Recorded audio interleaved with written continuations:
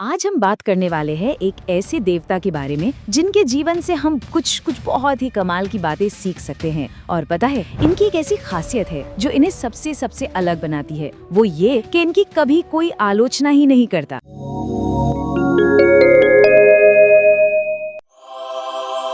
नमस्कार। कभी सोचा है ऐसा कौन सा देवता है जिसका कोई आलोचक ही नहीं है, मतलब कोई क्रिटिक ही नहीं। देखिए, हम देवराज इंद्र की पूजा तो करते हैं, पर हाँ, उनकी आलोचना भी होती है। देव ऋषि नारद जी की भी होती है, और तो और यहाँ तक कि भगवान श्री राम और श्री कृष्ण के भी आलोचक मिल जाते हैं ना। लेकिन श्री हनुमान जी वो एकमात्र ऐसे देवता हैं जिनका पूरी दुनिया में कहीं भी एक भी क्रिटिक नहीं मिलेगा। और शायद यही वो बात है जो उन्हें कलयुग के सबसे पॉपुलर देवताओं में से एक बनाती है। तो चलिए आज देखते हैं हनुमान जी के जीवन से वो कौन सी 3 मुख्य बातें हैं। और हाँ, एक बोनस सीख भी है जो शायद हमारी जिंदगी को एक नई दिशा दे सकती है। तो सबसे पहली और शायद सबसे जरूरी सीख है जिम्मेदारी लेना। कहते हैं ना, रिस्पॉन्सिबिलिटी दी नहीं जाती, ली जाती है। और इसका सबसे बड़ा, सबसे पावरफुल एग्जाम्पल हमें मिलता है राम रावण युद्ध के उस प्रसंग में, जब लक्ष्मण जी मूर्छित हो जाते हैं। सोचिए जरा, उस वक्त जब सब लोग शोक में डूबे हुए थे, एकदम निराश थे, तब हनुमान जी ही थे जो आगे आए। उन्होंने सिर्फ दिलासा नहीं दिया, बल्कि ऐसे ऐसे सॉल्यूशंस दिए जो किसी ने सोचे भी नहीं होंगे।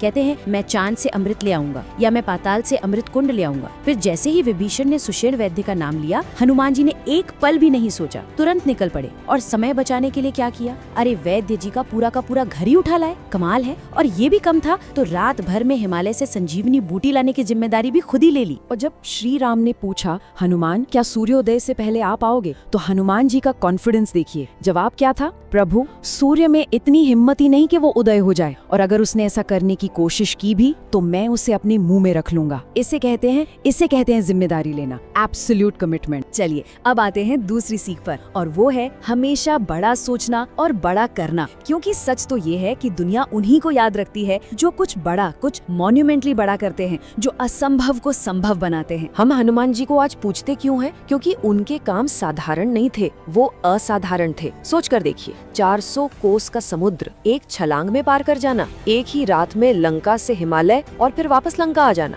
पाताल लोक जाकर अहिरावण का वध करना। अरे, ये तो वो काम है जिनके बारे में सोचने भर से ही किसी के भी पसीने छूट जाएं। इसको ना एक क्रिकेट के उदाहरण से समझते हैं। मान लीजिए कोई टीम 60-70 रन का टारगेट चेस कर लेती है, क्या उसे कोई याद रखेगा? नहीं, बिल्कुल नहीं। लेकिन वो मैच याद है जब साउथ अफ्रीका ने 434 रन का रिकॉर्ड तोड़ टारगेट चेस किया था? वो मैच इतिहास बन गया। उसे आज भी सब याद करते हैं। तो बात साफ है, दुनिया बड़ी उपलब्धियों को ही सलाम करती है। एक और उदाहरण लेते हैं, डॉक्टर का। अगर कोई डॉक्टर मामूली खांसी जुकाम ठीक कर दे तो हम उसे एक छोटी सी फीस देते हैं। लेकिन सोचिए, अगर वही डॉक्टर किसी ब्रेन ट्यूमर का इलाज कर दे तो इंसान अपना सब कुछ देने को तैयार हो जाता है। तो सबक बिल्कुल सीधा है, समाज सबसे बड़ा इनाम, सबसे ज्यादा वैल्यू उसी को देता है जो सबसे बड़ी प्रॉब्लम सॉल्व करता है। और अब आते हैं तीसरी सीख पर।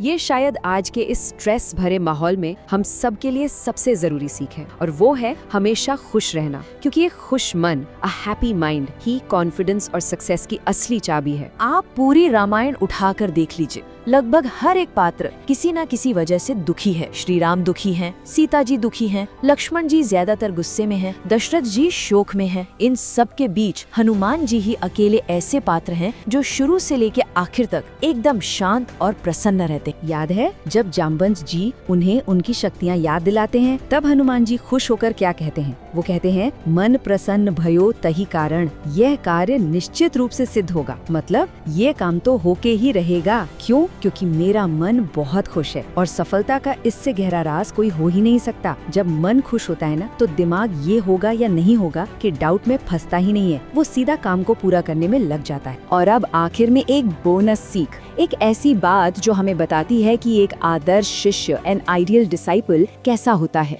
ये सीख असल में शक्ति और महानता के बीच का फर्क समझाती है। और इसे समझने के लिए रावण और हनुमान जी से बेहतर तुलना कोई हो ही नहीं सकती। देखिए, शिष्य तो रावण भी था, भगवान शिव का बहुत बड़ा भक्त, लेकिन फिर भी क्या हुआ? उसका पूरे कुल के साथ नाश हो गया। तो फर्क कहाँ था? फर्क था सोच में। रावण को अपनी शक्ति का, अपने बल का घमंड था। उसकी सोच थी, मेरा गुरु मेरी वजह से है। वहीं दूसरी तरफ हनुमान जी, उन्हें अपनी शक्ति का पूरा एहसास था, पर घमंड जरा भी नहीं। वो हमेशा यही सोचते थे, मेरा अस्तित्व मेरे प्रभु श्री श्री राम की वजह से है। और बस इसी एक सोच ने दोनों का भविष्य तय कर दिया। एक का विनाश हुआ और दूसरा अमर हो गया। तो आज हमने जो ये 3 जीवन बदलने वाली बातें सीखी हैं, जिम्मेदारी लेना, हमेशा बड़ा सोचना और सबसे जरूरी हमेशा प्रसन्न रहना। जरा सोच कर देखें, इनमें से कौन सी एक सीख हम सब आज से ही अपनी जिंदगी में अपना सकते हैं।